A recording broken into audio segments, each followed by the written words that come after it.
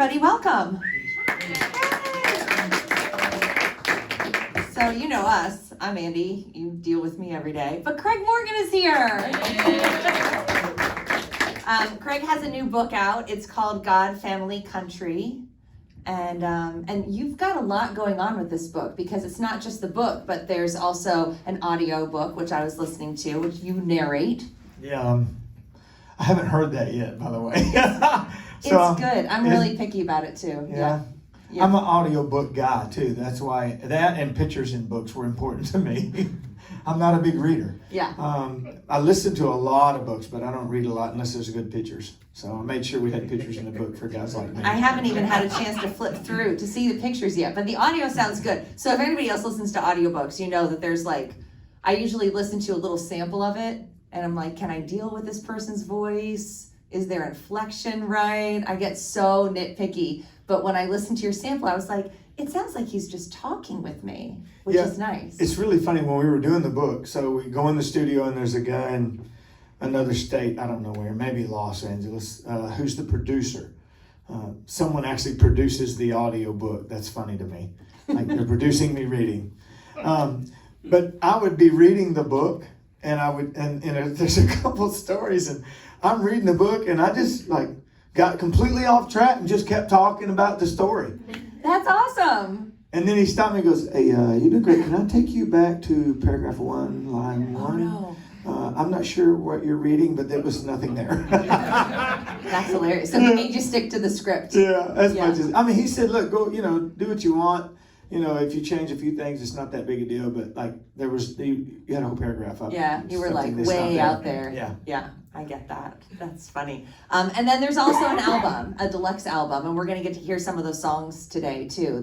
There's 4 new songs are on this album. Yes, right? And I'm excited about the book. Obviously, I think it's really cool to do this, but I am really excited about the music. I've been doing music for a long time. Some of you I've known for a long time. I've run into you over the years. And I'll be honest, after my son died, I wasn't sure if I was going to do this anymore. I thought, I'm well enough. We're okay. My family will be fine. I can really just stop. Yeah. And I did for a little while. I took quite a bit of time off and thought, if the music industry, if I can still have relevance, then I'm going to go back to work. I need to work. It's a part of my character. I got to work doing something, and I enjoy writing. So I started writing again, which led to the Father, my Son, the Holy Ghost.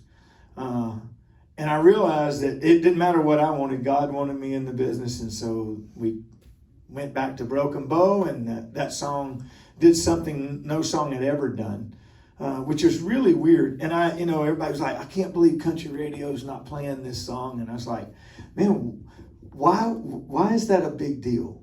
I understand. Don't get me wrong now. That song was different than the new single. I feel differently about the new single. So if y'all aren't playing that, I'm gonna tell you why you should. But what happened to that song happened without country radio. It happened without promotions. It happened without anybody. That song became the most downloaded song ever in the history of iTunes of all genres. Wow. 4 times. And that, for me, it just proved to me the power of music. And it also made me feel like I do, in fact, have relevance. I just needed to put together the right product for country radio. Right. And so I went to work, create new music, and I honestly swear to you, God is my witness. I know every artist, we get up here every time we make a record and go, I just made the best record I've ever made. But I truly just recorded some of the best songs I have ever recorded. I feel like I'm singing better than I ever have on any record I've ever recorded. Wow. Every vocal that you hear on this new music, I tracked during the tracking session. I did not go back in the studio and have to sing a vocal session. And we generally don't do that. We generally record all the music and then we take a couple of days off and rest our voice and whatever and go back in the studio and do nothing but sing. Mm-hmm. I didn't do that. I was singing so well and it felt so good. And I truly believe too, the interaction between me and the band and everything was working so well that we got the best vocals I've ever done. Yeah, that's amazing.